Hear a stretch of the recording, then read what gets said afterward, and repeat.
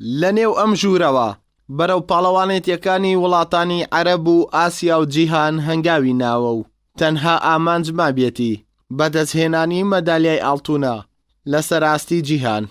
هادی فەرەیدون یاریزانی موایتای یانەی سیروانی نوێ و هەڵبژاردەی عێراق بە خێرایی ناوبانگی تەنها لەسەر ئاستی عێراقنا بەڵکو لەسەر ئاستی کیشوەری ئاسیا و تەنانەت جیهانیش بڵاو بۆیەوە بەهۆی ئەو ئاسە بەرزە و لێدانە بەهێزەکانی لە ڕکابەرەکانی. لە تەمەنی 11 ساڵیەوە خولایەکی زۆرم هەبوو بۆ ئەم یاریە. لە تەمەنی 11 ساڵیەوە دەستم کردو بە یاری و لە ساڵی 2010 یەکەم پاڵەوانێتیم ئەنجامە لە عێراق بۆ منتەخەبی عێراق پلەی یەکەم بەدەستهێنا. هەر لە ساڵی 2010 لە مانگی هەشتا بەشداری پاڵەوانێتی عالەمیم کرد لە وڵاتی تایلەند، بەڵام ئەوە بە بۆنێەوەی تەجروبەیەکی وام نەبوو، یعنی دووەم یاریم بوو، نەتیجەیەکی باشم نێنا. اینجا مانگی 6 بانگێشکرێن بۆ وڵاتی تورکیا لە ئەنتالیا بۆ بتوڵی عالم بە بەشداریکردنی 121 دەوڵەت توانیم پلەی سێمی بەدەستبێنم، سپاس بەخوای گەورە. لەم مانگەشە بەشداری بتوڵەی ئاسیام کرد، سپاس بەخوا لە وڵاتی ئیمارات لە ئەبوزەبی، سپاس بەخوا توانیم پلەی یەکەمی بەدەستبێنم.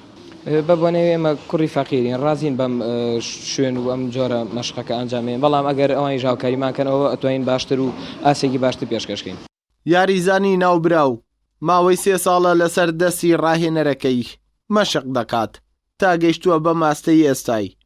ڕاهێنەری هادیش ئاماژە بەوە دەدات ئەوەی ئامانجم بوو بەدەستم هێناوە لە پێگەیاندنی یاریزانی ناوبراو تەنها دەمەوێت پلەی یەکەمی جیهانیش بەدەست بێنێت.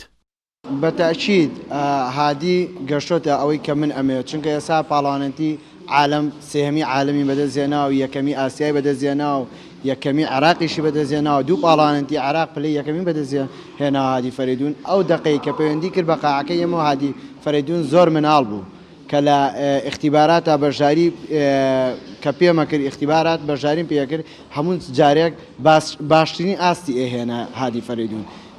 یعنی بەجددی کاتێک کە ئەمبینی لە ناو قاعەیە یاریەکە ئەمزانیە و ئاسە بەدەستێنێ، هەوڵم زیاتر لەگەڵ یا هەتا گەیان بە ئەم ئاسە و سەوکە سپاس بۆخوا ئێسا ئەو هادی فەرەیدونەیە کە لە ناو کوردستان و لە ناو عێراقا کە هەمیشە ناوی ئەبرێت کە بە باشترین یاریزان و بە ئەدەبترین یاریزانی و مەحبوبترین یاریزانی منتەخەبی عێراق. ئەمجارە پلەی سێمینە، پلەی یەکەمی عالەمم ئینشاءڵڵا.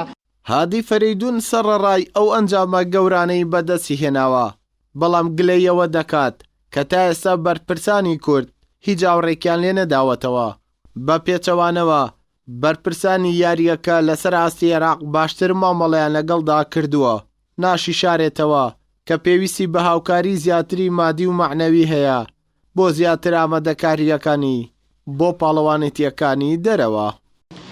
سپاس بەخوا تا ئێستا ڕازیم لە ئاسی خۆم، بەڵام ئیشەڵڵا مانگی 6 دووبارە لە ئیمارات لە وڵاتی ئیمارات لە ئەبوزەبی بتوڵەی عالەمەکرێتەوە، ئیشەڵڵا بەشداریەکەم و تمۆحی زیاتر پلەی یەکەم بەدەستێن. یاریزانی کورد لەبەرەوەی چۆن لەی زمان جیاوازی زمان یان هەنێکا دین ئەو شیع و سونی ئەوە لەوە چێ هەنێ بەربەست دروستکە، بەڵام کورد و عەرەب فەرقی نییە، ئەگەڕێتەوە سەر ئەو کەسەی کە یاریەکە ئەکات، هەوڵدانە، هەموو شتێ بە هەوڵدان ئەتوانی بەدەستی بێنی. بەرپرسانی کوردستان هیچ هاوکاریەکەیان نەکردوین بە هیچ جۆرە، تەنانەت نادێکە خۆشمە هیچ هاوکاریەکی نەکردوین. هاتوینەتەوە لە جای دەستخۆشی و شتێن هیچ کەس ناتەوە بەدەمانەوە، نە هاوکاری کراین و نە هیچ شتێکیش. ئەوان باشترن، ئەوان هاوکاریمانەکەن لە ڕووی مادی و لە ڕووی معنەویەوە هەموو شتێکمان بەدابینەکەن. ئەوەی دەبینێن مەشقی یاریزانان یانەی سیروانە کە لەم شوێنەوە گەیشتوونەتە ڕیزی هەڵبژاردەی عێراق و لەوێشەوە گەیشتوونەتە سەر ئاسیا و جیهان و چەندین مەدالیای جۆرا و جۆریان لە یاری موایتایی بەدەست هێناوە، بەڵام ڕاهێنەر و یاریزانان گلەیەوە دەکەن سەرڕای بەدەستهێنانی ئەو ئەنجامە گەورانە، بەڵام تا ئێستا بەرپرسانی کورد هیچ هاوڕێکیان لێ نەداوەتەوە. ڕاشی دەگەێنن ئاوڕنەدانەوەی بەرپرسانی کورد هیچ کاریگەریەکیان لەسەر ئاست و ئامادەکاریەکانیان نییە و تموحیانە بۆ جارێکی تر لەسەر ئاستی جیهان مەدالیای ئاڵتوون بگەڕێنەوە بۆ هەرێمی کوردستان، بە تایبەتی بۆ شاری سلێمانی. ئەردەڵا محەممەد تایبەت بە پەیامی ڕۆژ سلێمانی.